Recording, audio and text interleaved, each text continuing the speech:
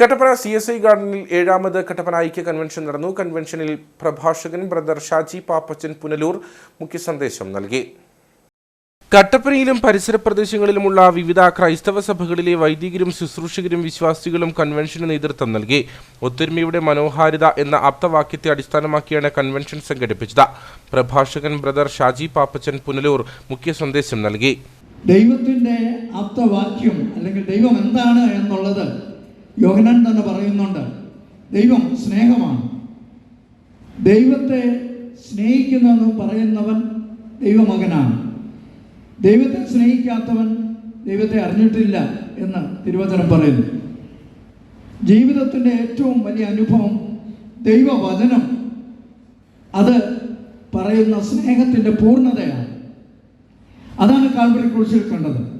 അതുകൊണ്ട് ഇന്ന് ഇവിടെ പ്രസംഗിക്കുന്നതും ഇന്നിവിടെ കൂടി വന്നതുമെല്ലാം ദൈവസ്നേഹത്തിൻ്റെ ഒരു അനുഭവം മാത്രമാണ്. ക്രിസ്തീയ ഭക്തി ഗായകരായ ഇമ്മാനുവേൽ ഹെൻറി, ശ്രുതി ഇമ്മാനുവേൽ എന്നിവർ ഗാനശുശ്രൂഷ നിർവഹിച്ചു.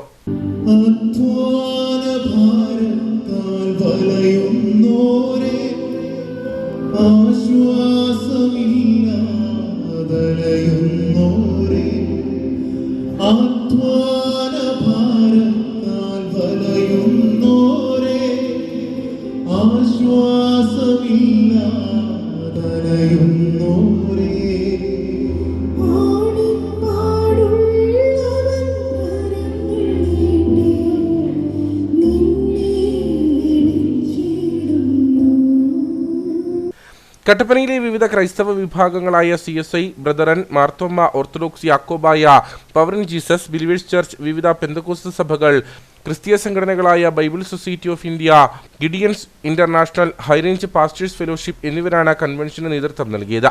യേശുക്രിസ്തുവിന്റെ സത്യസുവിശേഷം എല്ലാ ഹൃദയങ്ങളിലും എത്തിക്കുക എന്നതായിരുന്നു കൺവെൻഷന്റെ ഉദ്ദേശം. കൂടാതെ വർദ്ധിച്ചുവരുന്ന ലഹരി, മയക്കുമരുന്ന് എന്നിവയുടെ ഉപയോഗത്തിൽ നിന്ന് ജനങ്ങളെ പിന്തിരിപ്പിക്കുക, അക്രമം, അനീതി, അഴിമതി എന്നിവയെ ചെറുക്കുക, സാമൂഹ്യ ഐക്യം ഊട്ടിയുറപ്പിക്കുക തുടങ്ങിയ ലക്ഷ്യങ്ങളും മുൻനിർത്തിയായിരുന്നു കൺവെൻഷൻ ഒരുക്കിയിരുന്നത്.